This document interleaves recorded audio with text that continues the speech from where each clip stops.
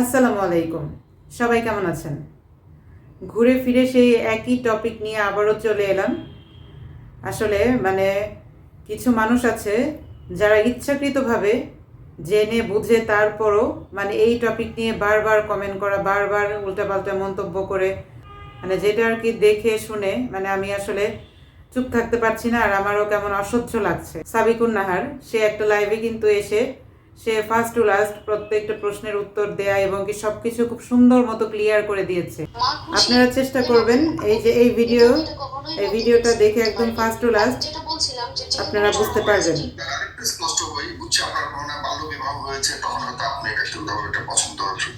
যে চ্যানেলগুলো বিশ্বাসযোগ্য, যে ভিডিওগুলো দেখে মনে হবে বিশ্বাসযোগ্য, অন্তত সেটা দেখেও তো আপনারা বুঝতে পারেন, তাই না?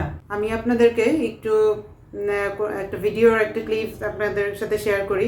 কথাটা বলা আমি দায়িত্ব বলে মনে করছি। জনাব আবু তোহা আদনান, তার স্ত্রী বলেছে যেটুকুন উনি লাইভে বলেছে এটা 100 ভাগের ভিতরে 10 ভাগ, আরো 90 ভাগ প্রকাশ করে নাই কি পরিমাণ নির্যাতন করা হয়েছে। ওনার স্ত্রী ওনার স্টেটমেন্টে যে বিষয়গুলো তুলে ধরেছে ফেসবুক যোগাযোগ মাধ্যমে, তার শাশুড়ির একটা বক্তব্যে তার শাশুড়ি বলেছে যে সে নামাজের ক্ষেত্রে একেবারে বেখবর। সে 4 ওয়াক্ত নামাজ একসাথে পড়ে, কোনদিন তাহাজ্জুদ পড়ে, তাহাজ্জুদের সাথে সব নামাজ পড়ে, সারাদিন ঘুমায়, সারাদিন গরুর মতো ঘুমায়, সারা রাত্রি মোবাইল নিয়ে বসে থাকে, আমার মেয়েটাকেও বসায় রাখে। তার চোখের হেফাজত নাই। সে অনেক বইলে শেষ করতে পারবো না, কিন্তু সে অহংকারী, যে নিজের দোষ নিজে জানে যে এটা আমি দোষ করছি, এটা আমার অন্যায় করছি, কিংবা এটা আমার গুনাহ হয়েছে, সে তওবা করে ফিরে আসে। কিন্তু সে যা করে সে মনে করে এটাই ঠিক। অমুকরে ভালোবাসি, তমুকরে ভালোবাসি, তুমি একটু আমাকে বিয়ে করায় দাও, তুমি আমাকে একটু বিয়ে করায় দাও। আমি আসলে দীর্ঘদিন যাবৎ পারিবারিক ভাবে সাফার করে আসছি। তাকে নিয়ে আমি অনেকবার বসার চেষ্টা করেছি, সমাধানের জন্য কথা বলতে চেয়েছি, সে কথা বলারও সে সুযোগটুকু দিত না। সে প্রচন্ড রকম অহংকারী, স্বেচ্ছাচারী, স্বাধীন চেতা মানুষ। এবং প্লাস আমি যে দেখি সে তার নানান ফাউন্ডেশনের কার্যক্রমের নামে সে তাকে যে মানুষ ফিনান্সিয়ালি হেল্প করে, এই টাকাটা দিয়েও বা এই হেল্পের জায়গাটা থেকেও সে তার লিপসা চরিতার্থ করার জন্য অনেক অ্যাডভান্টেজেস গুলো নিয়ে থাকে, অনেক সুযোগ সুবিধা ব্যবহার করে থাকে নারীদেরকে মন গলানোর ক্ষেত্রে।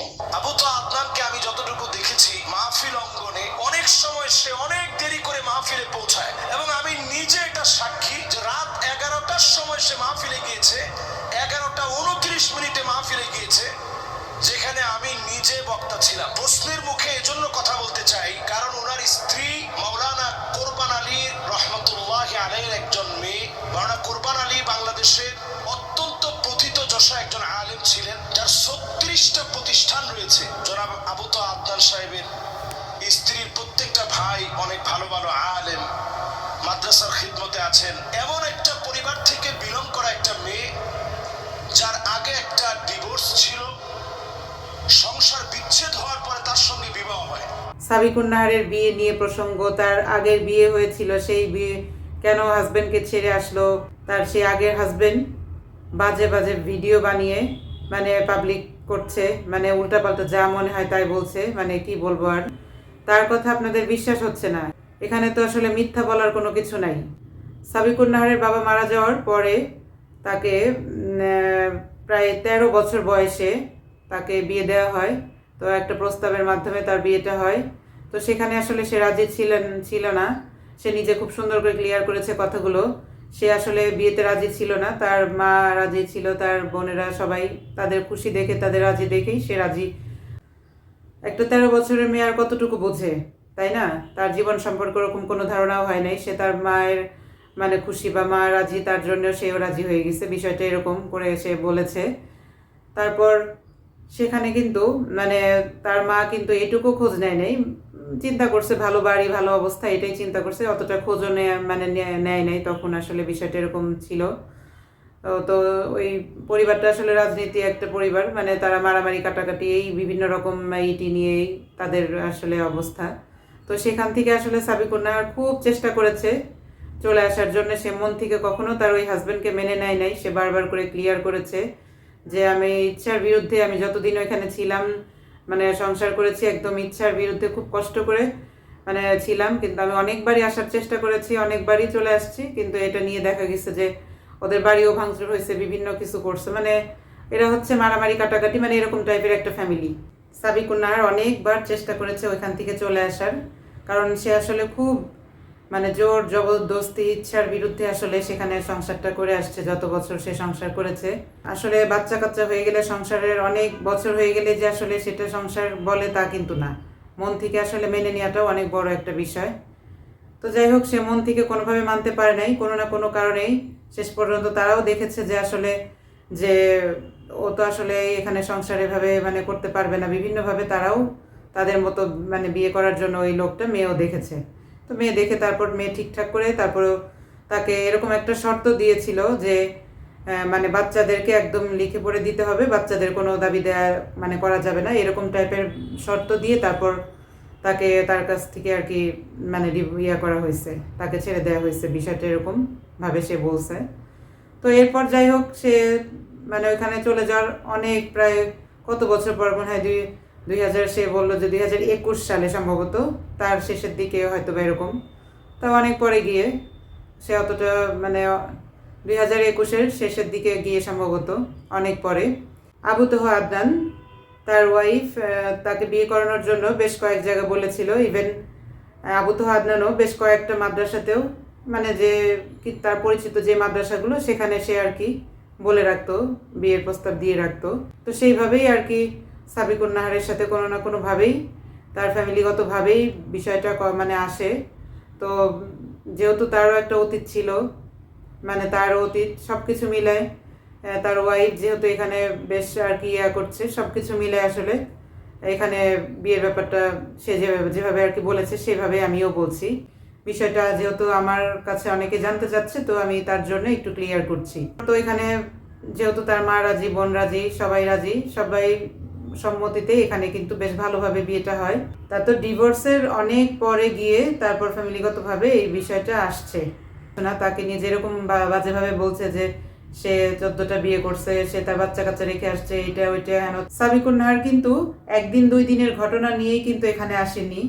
আবু তোহা আদনান, তার ভেতরে আসলে একটা টেন্ডেন্সি সবসময় কাজ করত, মানে বিয়ের বিষয়টা তার মধ্যে আসলে একটু বেশি কাজ করত। সাবিকুন নাহার আবু তোহা আদনানের সাথে এই সংসার জীবনে কিন্তু এই পরকীয়া, এই নারী সংক্রান্ত বিষয় নিয়ে কিন্তু সে অনেক ঝামেলা সে আর কি ফেস করেছে। এই বিষয়টা নিয়ে মোট কথা সে অনেক সাফার করেছে। মানে বিষয়টা যখন খুব বেশি খারাপ পর্যায়ে চলে আসছে, তখন দেখা গেছে যে তাকে কথায় কথায় গায়ে হাত তোলা, মারা। তো এই বিষয়টা তো আসলে মানে 1 দিন 2 দিনের বিষয় না, বেশ অনেক দিনের বিষয়। সে যেহেতু মানে অত্যাচারী হচ্ছিল, সে যেহেতু মানে জুলুমের শিকার হচ্ছিল, সব কিছু মিলাই সে কিন্তু এই বিষয়টা সবার সামনে তুলে ধরছে। সবাই শুধু একটা কথাই বলছেন যে কোনো ভালো ওয়াইফ কখনো তার স্বামীর সব কিছু এরকম প্রকাশ্যে আনে না, এরকম করে না। তা তার হাজবেন্ড, তার ওয়াইফ থাকা সত্ত্বেও কেন সে আর এক জায়গায় বিয়ে করার জন্য সে অস্থির হচ্ছে? তার আর একটা ওয়াইফ দরকার, তার এই বউ এখন আর ভাল লাগছে না, এখন তার অন্য আর একটা ওয়াইফ দরকার। আমি মনে করি কিছুটা আল্লাহর তরফ থেকে এই বিষয়টা সবার সামনে আসছে, কারণ সে যে আসলে এরকম টাইপের একটা মানুষ, কম বেশি সবার আসলে এটা জানা উচিত, বোঝা উচিত। আমি কিন্তু নিজেও তার অন্ধভক্ত ছিলাম। জনাব আবু তোহা আদনান বাংলাদেশের সুপরিচিত দ্বীন প্রচারকদের মধ্যে তিনি একজন, যারা দ্বীনের কথা বলেন তাদের মধ্যে একজন, দাঈ ইলাল্লাহ। যদিও তিনি মাদ্রাসায় পড়েছেন, মাদ্রাসায় পড়ুয়া কোনো আলেম নন। আলেম বলতে যা বোঝানো হয় বাংলাদেশে, এই সিস্টেমেটিক পদ্ধতিতে তিনি গড়ে ওঠা কোনো আলেম না। জেনারেল থেকে আসা, হঠাৎ করে ঘুম হয়ে যাওয়া এবং চমকপ্রদ আখিরুজ্জামান, শেষ জামানার গল্প, যা নবীজি সাল্লাল্লাহু আলাইহি সাল্লাম বলেছেন, যে কথাগুলো আমরাও আমাদের অসংখ্য আলোচনায় আখিরুজ্জামান নিয়ে কথা বলি, এই কথাগুলোকে তিনি অত্যন্ত সুন্দর উপস্থাপনায় জাতির সামনে পেশ করেছে। বিষয়টা যদি এরকম হতো যে আবু তোহা আদনান হয়তো ভুলবশতভাবে বা যেভাবেই হোক পরকীয়ায় জড়িয়ে গিয়েছে, হয়তো সে আবার রিয়েলাইজ করে জিনিসটাকে সরি ফিল করে হয়তো তার সংসার, তার বউ বাচ্চাকে নিয়ে সে আবার হ্যাপি থাকার চেষ্টা করছে, বিষয়টা এরকম হলে কিন্তু কোনো ব্যাপারই ছিল না। বউ থাকাকালীন সে আবার আরেকটা বিয়ে করবে, এটা কি কখনো কেউ মেনে নিতে পারে?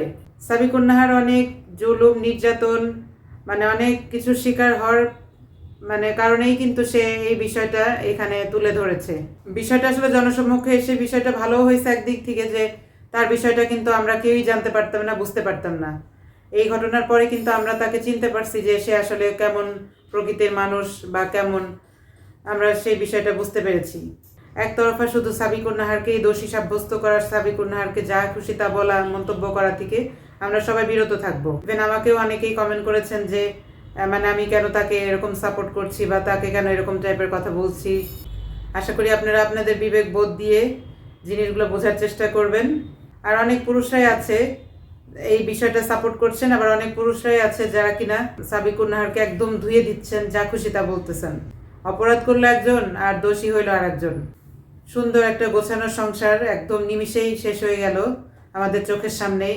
আর এটা দেখে কিন্তু আপনাদের শিক্ষা নেওয়া উচিত যে পরকীয়াটা আসলে কতটা ভয়াবহতা রূপ নেয়, আর পরকীয়া আসলে কত বড় জঘন্য একটা জিনিস, যেটার জন্য একটা সাজানো গোছানো সংসার একদম মুহূর্তেই ভেঙে চুরে শেষ হয়ে গেল।